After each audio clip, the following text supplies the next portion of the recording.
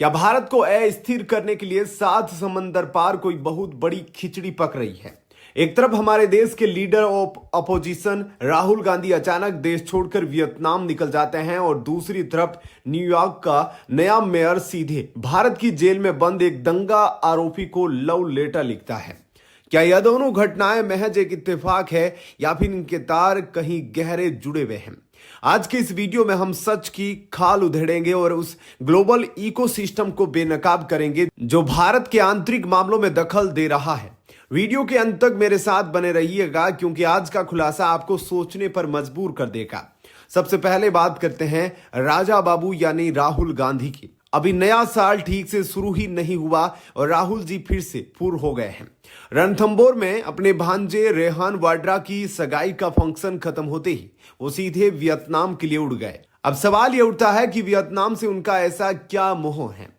इतिहास देखिए, 30 दिसंबर 2024 को जब पूरा देश पूर्व प्रधानमंत्री डॉक्टर मनमोहन सिंह जी के निधन पर राजकीय शोक मना रहा था, तब राहुल गांधी देश में होने के बजाय वियतनाम में छुट्टियां मना रहे थे। मार्च 2025 में भी वो हफ्तों तक वियतनाम में थे।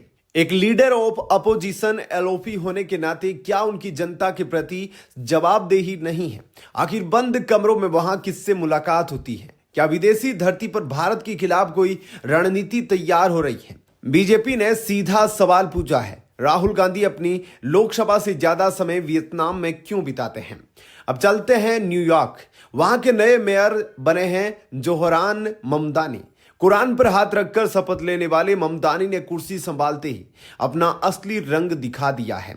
ममदानी ने दिल्ली दंगों के मास्टरमाइंड उमर खालिद को एक इमोशनल हाथ से लिखा पत्र भेजा है। वो लिखता है, प्रिय उमर, हम सब तुम्हारे बारे में सोच रहे हैं। यहां टाइमलाइन समझिए। 1 दिसंबर में उमर खालिद के माता पिता चुपके से अमेरिका जाते हैं। दूसरा, वहां वे ममदानी और 8 अन्य अमेरिकी सांसदों से मुलाकात करते हैं। और तीसरा, और वे तुरंत बाद भारत की न्याय व्यवस्था को चुनौती देने वाला प्रोपेगेंडा शुरू हो जाता है। उमर खालिद कोई बेचारा एक्टिविस्ट नहीं है, बल्कि वो उस दंगे का आरोपी है जिसमें अंकित शर्मा और दिलबर नेगी जैसे बेगुनाहों को बेदर्दी से मारा गया। सवाल यह है कि न्यूयॉर्क के मेयर को भारत के न्यायिक मामलों में टांग अड़ाने का हक किसने दिया? दोस्तों, ये जोहरान ममदानी खुद को मानवाधिकारों का मसीहा बताता है। इसे गाजा और फिलिस्तीन का दर्द तो दिखता है, लेकिन पिछले 15-20 दिनों से बांग्लादेश में हिंदुओं को खंबे से लटकाकर जलाया जा रहा है, माताओं बहनों पर जुल्म हो रहा है। तब इसके मुंह में दही जम जाता है। यह शख्स लंदन के मेयर शादी खान का भी एक दूसरा वर्जन है। जन्म युगांडा में, नागरिकता अमेरिका की, लेकिन दर्द सिर्फ भारत के अपराधियों के लिए। इसे भारतीय मूल का कहना बंद कीजिए, यह विशुद्ध रूप से एक भारत विरोधी एजेंडे का हिस्सा है। तो क्या राहुल गांधी की यह गुप्त यात्राएं और विदेशी नेताओं का यह समर्थन पत्र एक बड़ी साजिश का हिस्सा है? क्या यह भारत को अस्थिर करने की प्लानिंग है?